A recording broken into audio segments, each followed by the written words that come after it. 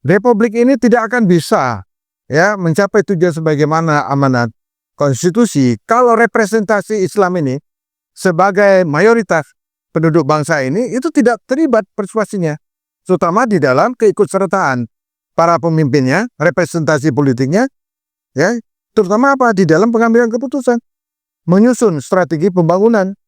Nah, 10 tahun ini saya katakan absen, artinya partai-partai yang partai Islam itu tidak mewakili, gitu. Nah, jadi kalau kejadian seperti sekarang ini itu adalah suatu akibat dari desain politik yang memang sejak awal itu sudah niat, ya, itu hanya pada kekuatan oligarki.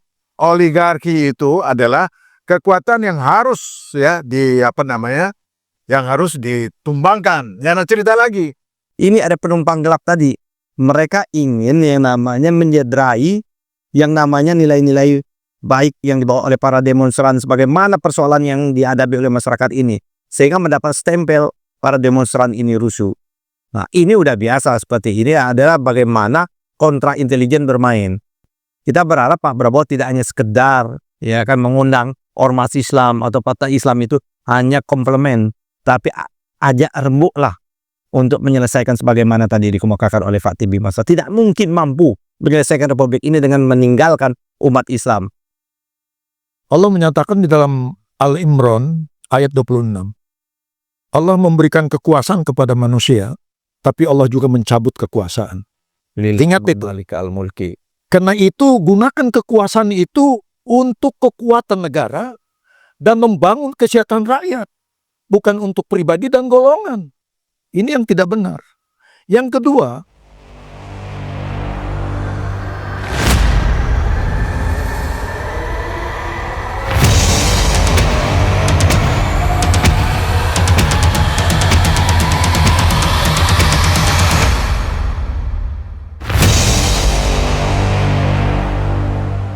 pemirsa, berjumpa lagi dalam Bincang Spesial Jurnal Politik TV. Just Talk, Justice Talk Show, bincang-bincang keadilan seputar keadilan politik, sosial, ekonomi, budaya, dan pendidikan. Perkembangan terkini usai aksi massa yang kemudian berubah menjadi amuk massa, Presiden Prabowo mengundang sejumlah pihak dan kabarnya di Hambalang juga mengumpulkan sejumlah tokoh-tokoh Islam. Karena itu kita hari ini sengaja mengundang tokoh-tokoh Islam. Ada dari akademisi, pakar ilmu politik kita, Asosiat Profesor Dr. TB Masa Jafar. Kemudian Ketua Umum Bako Mubin dan Advokat Ahmad Yani yang juga Ketua Umum Partai Masyumi. Kita akan korek-korek kira-kira seperti apa, karena seperti kita ketahui, sepanjang perjalanan sejarah ketika situasi bergolak, maka sejumlah kekuatan-kekuatan Islam diundang atau dikumpulkan oleh pihak penguasa. Kekuatan-kekuatan Islam pun diminta untuk mendinginkan suasana. Jadi seolah-olah tokoh-tokoh Islam ini seperti damkar dalam hiruk-pikuk politik. Bang Yani, kira-kira seperti itu enggak nih? Faktanya yang dilihat seperti itu. Kan kita kan tidak bisa melihat atau menegasi fakta yang ada. Tapi di balik itu saya kira perlu kajian yang mendalam. Apakah betul umat Islam atau tokoh-tokoh Islam itu bagian dari yang ikut untuk menyelesaikan problem bangsa? Atau sekedar bahwa ada masalah, tapi dalam rangka untuk merangkul maka diajak dialog dalam jumlah yang terbatas atau dalam skala yang terbatas. Dan oleh karenanya menurut saya kalau itu dilakukan maka tidak akan pernah menyelesaikan akar persoalan yang ada di Republik ini. Apa akar persoalan yang ada di Republik ini? Yang pertama adalah meninggalkan cita-cita, meninggalkan visi misi atau platform kita berbangsa dan bernegara. Itu yang sudah ditinggalkan betul. Di mana letaknya? Itu ada jelas di pembukaan Undang-Undang Dasar kita, yaitu melindungi segenap tumpah darah, terus mencerdaskan, terus mensejahterakan, terus yang namanya ikut menjaga ketertiban dunia. Orang tua kita dulu saya kira cukup luar biasa merumuskan kiblat bangsa yang sering dipakai oleh Bang Dim, ya kan. Kalau saya sering memakaikan ada namanya meta yuris kita, ada berbagai macam pokok, atau kalau Anies itu mengatakan janji-janji, proklamasi, dan berbagai macam lah substansinya sama. Pertanyaan yang begitu besar, 4 itu, apakah mampu negara ini untuk mewujudkan? Menurut saya sangat mampu dengan sumber daya alam kita. Seperti itu. Dengan sumber daya manusia kita. Harusnya kita sudah menjadi negara yang maju. Bahkan kalau kita lihat hari-hari ini, jangan-jangan kita sudah mulai dibalap, ya kan, oleh negara-negara yang baru selesai konflik. Kamboja, Vietnam, dan sebagainya. Yang pada waktu itu Pak Harto ikut menginisiasi untuk menyelesaikan perang-perang yang ada di berbagai negara tersebut. Nah, sekarang kita lihat tadi, apakah kita diajak duduk itu untuk berurun rebuk, merumuskan dan menyelesaikan problem, atau hanya sebagai pelengkap penderita, pemicu saja, pemanis, ya kan, sebagai petugas damkarnya saja lah, apa-apa petugas damkarnya. Tapi kalau kita lihat dari jejak rekam, ini jejak rekam ya, jejak rekam Pak Prabowo, saya kira tidak seperti itu. Dia tidak hanya sekedar dalam rangka pemadam kebakaran, tapi tidak ikut diambil untuk menyelesaikan masalah problem kebangsaan. Jejak rekam ya. Ya, walaupun kita tahu antara yang ingin dicapai oleh Pak Prabowo gitu besar, tinggal menyangkut masalah implementasinya masih menjadi persoalan yang cukup besar. Kenapa persoalan yang cukup besar ini? Ini 10 tahun. Ini jangan lupa ini. 10 tahun yang dilakukan oleh, paling tidak oleh rejim Jokowi ini. Termasuk amuk massa yang terjadi. Termasuk amuk mana? Kalau masalah amuk massa ini ada 2. Ya, saya kira saya ingin jawab. Bahwa apa yang dilakukan demonstrasi, penyampaian petisi, penyampaian itu hak yang dijamin oleh konstitusi. Tidak ada seorang pun yang bisa menghilangkan hak tersebut. Saya kira itu yang wajib juga dikawal, juga difasilitasi oleh negara. Karena itu bagian dari melindungi, bagian dari mencerdaskan, bagian dari mensejahterakan. Itu semua itu masuk bagian itu seperti itu. Menurut saya enggak. Cuman kita mengetahui bahwa yang disebut jangan dicampur adukan antara unjuk rasa, petisi, ketidaksukaan, mosi dengan yang namanya tindakan-tindakan anarkis dan kriminal. Itu jangan dicampur adukkan. Jangan seolah-olah bahwa bagian dari demonstrasi itu adalah anarkis dan kriminalisasi. Tidak. Lihat timingnya. Timingnya itu kan pasti di atas maghrib semua. Si pengunjuk rasa hampir rata-rata sudah pulang di rumah. Ya, pertanyaannya, apakah badan kepolisian kita atau badan tidak mencium? Saya kira itu sudah dicium. Dan itulah yang disampaikan oleh Presiden Prabowo bahwa terada indikasi yang kuat dan dia minta untuk diselesaikan. Baik oleh BIN, kemarin dipanggil kan kepala BIN maupun kepolisian, ada makar. Ya kan? Ada makar, ada terorisme. Walaupun ini diinterpretasikan berbagai macam, tapi saya memahami kosakata diksi yang disampaikan oleh Pak Prabowo ini sesungguhnya yang disebut makar itu tidak dalam perspektif makar kita yang lama. Tidak, tapi makar itu bisa dalam perspektif yang lebih luas. Makar terhadap sumber daya alam. Makar terhadap apa yang ingin dia lakukan dalam rangka memberantas korupsi. Ya kan, makar dalam rangka dia untuk mensejahterakan rakyat. Itu kan makar juga, membypass.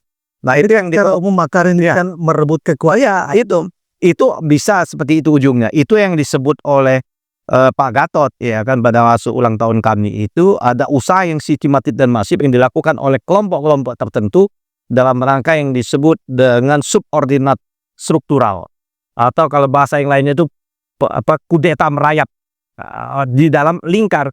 Kita sama-sama mengetahui betapa banyak kebijakan Pak Prabowo di bypass oleh menteri-menteri sendiri. Banyak pihak menganalisis amuk massa ini juga kan bukan muncul di ruang kosong, tapi dia justru terakumulasinya berbagai persoalan, kesenjangan ekonomi dan lain sebagainya. Sehingga sangat mudah dipicu amarah rakyat itu. Saya nggak yakin. Tidak yakin itu. Kenapa? Tidak yakin itu. Karena rakyat jauh lebih cerdas. Ini kan kriminal. Peristiwa pemakaran itu sama juga pada waktu undang-undang Cipta Karya yang diresmikan terus membakar yang namanya halte-halte dan sebagainya. Kalau seorang demonstran yang sejati, dia tahu bahwa apa ini kan dalam rangka kesejahteraan, membakar tempat-tempat fasilitas-fasilitas umum itu yang dibayar oleh negara, apa bagian yang tidak juga menggerogoti uang. Saya nggak yakin. Anda menyebut itu bukan dilakukan oleh para demonstran? Saya 100% tidak yakin dilakukan oleh demonstran. Tapi ini dilakukan oleh invisible hand yang menggerakkan, yang ingin memotong langkah Pak Prabowo. Makanya Pak Prabowo jangan kita maknai secara harfiah yang dia sebut, jangan melakukan yang nama penjarahan. Jangan hanya lihat hanya kacamata orang awam, penjarahan yang ngambil, yang saya mencuri kayak rame-ramenya rumahnya anggota dewan. Tapi yang harus kita kembangkan, yang dimaksud Pak Prabowo itu menjara sumber daya alam. Karena dia udah tahu berapa banyak orang yang menjara sumber daya alam ini seperti itu, yang begitu sulit diajak untuk menyelesaikan. Pak Prabowo kan berulang kali, ayo kembalikan. Saya kira apa yang dilakukan oleh Pak Prabowo luar biasa. Ya, luar biasa dilakukan itu. Reza Khalid yang tidak pernah tersentuh dua rezim SBY, rezim hari ini menjadi. Dan tidak hanya Reza Khalid, harusnya jaksa dan KPK naik lagi ke atasnya. Tidak mungkin Reza Khalid hanya bernegosiasi dengan namanya Dirut Pertamina kalau tidak ada keterlibatan pemegang kekuasaan tertinggi. Karena ini ada bisnis besar. Bisnis minyak ini adalah bisnis besar dan ini mempengaruhi orang-orang besar seperti itu. Jadi menurut saya ini ada skenario ingin membypass ya kan kebijakan Pak Prabowo di tengah jalan. Kenapa? Mereka daripada mengembalikan ribuan triliun yang dijara, atau mereka sudah stop menjara yang lain-lainnya, sumber daya alam kita, tambang kita, kebun kita, mereka mengeluarkan uang 10 miliar, 20 miliar dan sebagainya. Saya kira kecil, tapi saya tidak yang namanya menegasi perannya mahasiswa. Tuntutan mahasiswa itu adalah betul genuine. Tuntutan para demonstran genuine. Karena dia melihat apa yang terjadi yang disebut tadi. Realitas kita memang sejak 10 tahun ini ketimpangan luar biasa. Ketimpangan ini jadi apa secara alamiah? Tidak. Ketimpangan ini akibat kebijakan politik dan kebijakan ekonomi yang tidak pernah berpihak kepada umat dan rakyat. Itu yang sesungguhnya terjadi seperti itu. Jadi itulah yang mau di-bypass oleh Pak Prabowo. Siapa yang menguasai? Kalau teorinya beliau ini, kita merdeka, tapi konfigurasi ekonomi nggak pernah berubah. Dari zaman penjajahan sampai sekarang. Iya terjadi. Mereka-mereka itu saja. Pertanyaan kan, mereka menjadi kaya raya itu apa karena dia pekerja keras? Tidak. Mereka menjadi kaya raya, mereka merampas sumber daya alam kita karena kitibilisi rejim-rejim sebelumnya. Oleh karena itu, Pak Prabowo menurut saya, dia ingin memotong jalur itu semua. Banyak orang yang tidak nyaman. Nah, Terkait soal orang tidak nyaman, kita konfirmasi ahli politik ini dulu, pakar politik. Prof, Anda percaya dengan analisis yang disampaikan Bang Yani bahwa pelaku amuk massa bukanlah demonstran? Ya, Bung Aris, terima kasih. Pernyataan Pak Yani ini itu kan sudah menjadi pengetahuan umum dan itu faktual. Itu mudah saja dicek. Bahkan kita lihat di medsos itu ada anak-anak muda yang ahli IT itu sangat mudah sekali. Itu sumber mobilisasi kekuatan ya untuk melakukan tindakan-tindakan anarkis. Itu sangat jelas sekali. Dan kesimpulannya itu digerakkan oleh Solo. Ya. Dan itu tidak bisa dibantah.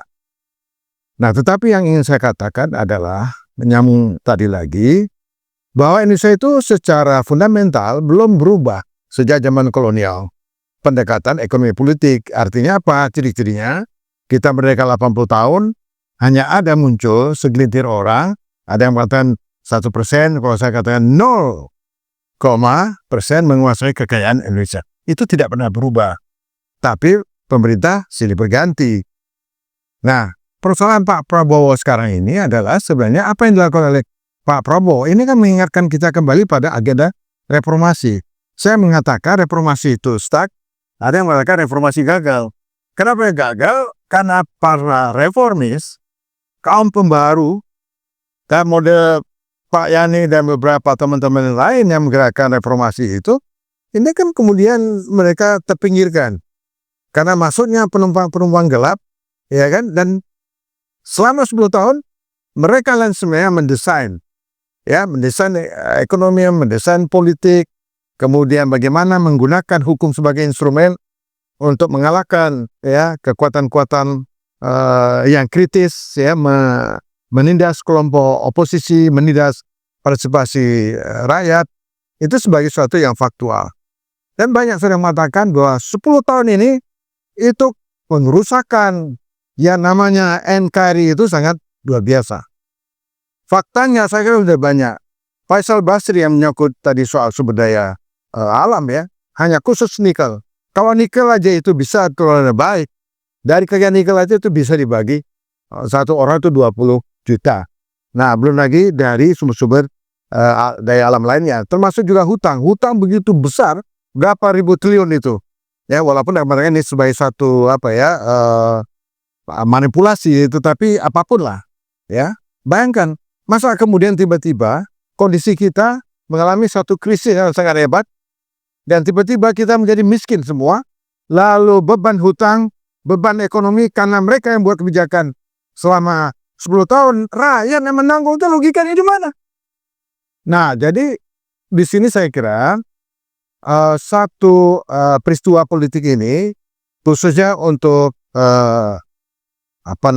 para tokoh-tokoh Islam ini harus dijadikan satu evaluasi, satu introspeksi bahwa posisi yang pasif itu ya mengakibatkan banyak kebijakan strategis itu tidak ikut serta, sehingga tadi hanya diminta ketika keadaan kacau. Yang ketiga, saya ingin mengatakan republik ini tidak akan bisa ya mencapai tujuan sebagaimana amanat konstitusi kalau representasi Islam ini sebagai mayoritas penduduk bangsa ini itu tidak terlibat persuasinya, terutama di dalam keikutsertaan para pemimpinnya, representasi politiknya, ya, terutama di dalam pengambilan keputusan, menyusun strategi pembangunan. Nah, 10 tahun ini saya katakan absen. Artinya partai-partai yang partai Islam itu tidak mewakili, gitu. Nah, jadi kalau kejadian seperti sekarang ini, itu adalah suatu akibat dari desain politik yang memang sejak awal itu sudah niat, ya, itu hanya pada kekuatan oligarki. Oligarki itu adalah kekuatan yang harus ya yang harus ditumbangkan. Jangan cerita lagi. Nah, akibat ini siapa yang menanggung? Yang menanggung itu Jokowi. Jadi kalau rakyat menuntut bahwa persoalannya adalah untuk mengadili Jokowi, menurunkan Gibran, itu adalah satu isu yang sangat tepat, dan karena semua sumber masalah itu ada di situ. Saya kira itu poinnya. Oke, kita ingin dengar ini dari Bako Mubin, karena kita mendengar juga Bako Mubin ternyata mengajukan 4 usulan kepada Presiden Prabowo. Pak Ketum, ini Bako Mubin ini kan tentu Hadir kemarin ya Bang? Ya, di Hamalang. Enggak, di Hamalang maju enggak? Ya. Bako Mubin ini kan kumpulan para mubalik, Ya. yang tentu saja ini memberikan informasi terdepan langsung ke umat, akar rumput langsung ke umat. Dan tentu saja masukan ke Presiden juga berdasarkan apa yang dirasakan, dilihat di masyarakat. Kira-kira 4 poin yang disampaikan ke Presiden itu apa saja kira-kira? Iya, terima kasih. Yang pertama itu menyangkut masalah tuntutan pemberhentian Kapolri. Karena kita tahu dan semua memahami bagaimana ya peran kepolisian selama ini. Terutama itu pada periode 10 tahun Jokowi. Kita pahamlah begitu kan, sehingga peranan kepolisian ini dia tidak banyak memberikan pelindungan, pengayoman kepada masyarakat, malah menjadi sebuah perlawanan. Bako Mubin menganggap Kapolri ini gagal melindungi rakyat. Saya pikir ya memang bagaimanapun kalau anak buah itu melangkah salah, ya pimpinan tanggung jawab, begitu loh. Makanya lebih baik diganti oleh orang yang kredibel, oleh orang yang memiliki integritas, moral yang tinggi, dan memiliki keimanan yang kuat kepada Allah Subhanahu wa Ta'ala. Tarik dulu bentar. Oke. Ya, Pak Ketum. Iya. Itu kan tuntutan yang pertama. Tuntutan berikutnya apa? Yang kedua, law enforcement. Tegakkan hukum dengan adil dan benar sesuai dengan aturan dan perundang-undangan. Jangan hukum itu hanya tajam ke bawah, tapi tumpul ke atas. Sekarang koruptor itu kan luar biasa, begitu. Kenapa negara ini tidak hadir dan tidak mampu ya menangkap mereka, memproses mereka, mengadili mereka dan hukum mereka? Karena itu kan bertentangan dengan undang-undang. Itu yang kedua. Nah, yang ketiga, Bapak Mumin menghimbau kepada para eksekutif dan legislatif berbicara dengan yang baik, berbicara dengan yang santun, jangan melukai masyarakat. Jangan masyarakat itu dianggap tolol gitu loh. Emangnya, ya maaf, emangnya Dewan itu lebih pintar daripada masyarakat. Nah, masyarakat itu kan banyak yang profesor, doktor, yang akademisi, yang ulama, kiai, apa mereka tolol? Nah, itu. Walaupun itu arahnya kepada pendemo. Tapi kan kalau pengertian masyarakat kan menjadi luas, begitu kan? Jadi jaga lisan itu dengan yang baik, begitu. Kemudian yang keempat itu ya meliputi menyangkut masalah nilai-nilai ya di dalam kehidupan bernegara berbangsa itu dengan nilai-nilai keadaban. Jangan sampai ya masyarakat ini sudah miskin malah ditambah pajak yang berat gitu kan. Itu gimana gitu loh. Coba kalau Anda bandingkan dengan sistem Islam. Islam tuh nggak ada pajak itu, yang ada cuma zakat. Zakat pun itu hanya bagi orang yang mampu, yang memiliki nilai emas 85 gram. Kalau mereka tidak memiliki nilai emas 85 gram, itu nggak wajib pajak. Nah ini jangankan orang memiliki nilai emas, pedagang di tengah jalan aja, warung-warung dipajakin, gimana itu? Nah itu yang tidak benar. Begitu. Pak Ketum, begini, ini yang terakhir nih. Kata Bapak Mubin, cobalah para elit ini bicara santun ini. Apa ini nggak kok malah jadi provokator ini para elit nih? Yang pertama, ini sebuah konsekuensi logis. Ya kan, kalau kita lihat DPR itu kan isinya ada perwakilan partai. Artinya ada kesalahan di partai. Ya, harus kita akui, ya, karena itu kan representasi partai. Partai itu kan tidak sekedar untuk mengumpulkan suara dan mengantarkan anggotanya atau calegnya menjadi dewan. Tidak hanya sekedar itu, tapi ada tanggung jawab dia yang menjadi penting itu. Nah, itu satu. Kenapa? Ini bagian dari sistem pemilu kita juga. Sistem pemilu kita yang kriminal dan barbarian ini melahirkan model-model kayak seperti ini gitu. Maka perlu ada penataan ulang lagi sistem pemilu itu. Sistem kepartaian perlu ada ditata ulang lagi. Ini dua pokok persoalan. Kalau sistem kepartaian dan sistem kepemiluan diselesaikan dengan cukup baik, paling tidak 50% persoalan negara itu sudah selesai. Oleh karena itulah maka kami meribon kembali Mas Umi itu. Partai itu harus punya ideologi. Masa partai tidak punya ideologi? Punya ideologi, visi dan misi, itulah yang ya dia tawarkan, ya kan, dia gagaskan, bukan joget-joget, bukan membagi-bagi bansos. Ya, dan jadi tadi saya kira menarik, pikiran itulah yang membimbing, ide dan gagasan itulah yang membimbing. Itu saya kira itu problem. Yang kedua, saya ingin sekali lagi harus betul, kita harus bisa memisahkan sikap protes, sikap unjuk rasa dan lain sebagainya, petisi itu adalah yang sah dan diberikan legitimasi oleh konstitusi kita. Itu yang dijamin dan itu harus dikawal oleh aparat negara. Tindakan anarkis, ya kan, tindakan yang kriminal itu bukan sikap yang dilakukan oleh para demonstran. Ini ada penumpang gelap tadi. Mereka ingin yang namanya menyederai yang namanya nilai-nilai baik yang dibawa oleh para demonstran sebagaimana persoalan yang dihadapi oleh masyarakat ini. Sehingga mendapat stempel para demonstran ini rusuh. Nah, ini udah biasa seperti ini adalah bagaimana kontra intelijen bermain. Tapi rakyat sudah mulai cerdas seperti itu. Dia udah cerdas. Karena itu menurut saya kita lihat aja perkembangan ke depan, kita dukung Pak Prabowo sepanjang betul ya apa yang dikemukakan tadi.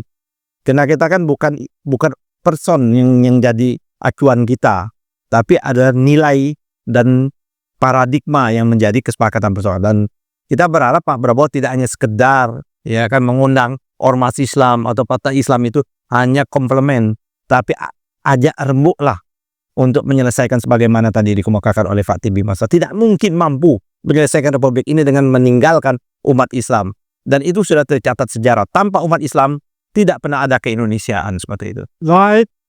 Ya. Bang Yani, ini yang terakhir. Silakan. Saya ingin menambahkan dari perspektif ilahiyah. Allah menyatakan di dalam Al-Imran ayat 26. Allah memberikan kekuasaan kepada manusia, tapi Allah juga mencabut kekuasaan. Ingat itu. Al-Mulki. Karena itu gunakan kekuasaan itu untuk kekuatan negara dan membangun kesehatan rakyat. Bukan untuk pribadi dan golongan. Ini yang tidak benar. Yang kedua, di dalam ayat itu juga menyatakan Allah memberi kemuliaan kepada manusia, tapi Allah juga akan mencabut kemuliaan itu, ingat. Dan Allah juga akan memberikan kehinaan kepada manusia karena perbuatannya. Banyak sejarah mengatakan dari mulai Fir'aun, Namrud, sampai kepada negara-negara yang modern, jatuh itu karena ketidakadilan, karena ketidakberesan, karena kezoliman. Ini yang harus diingat oleh para penguasa, ya, baik yang sekarang maupun nanti yang akan datang. Jadi Allah itu tidak pernah tidur. Allah itu hadir dimanapun manusia itu bergerak antara raqib dan atid. Terima kasih. Baik, terima kasih Pak Ketum, Bang Yani, Prof, terima kasih. Pemirsa, nantikan bincang-bincang menarik lainnya hanya di Jurnal Politik TV, media merdeka mencerdaskan bangsa. Billahi taufiq wal hidayah. Wassalamualaikum warahmatullahi wabarakatuh. Merdeka. Assalamualaikum warahmatullahi wabarakatuh.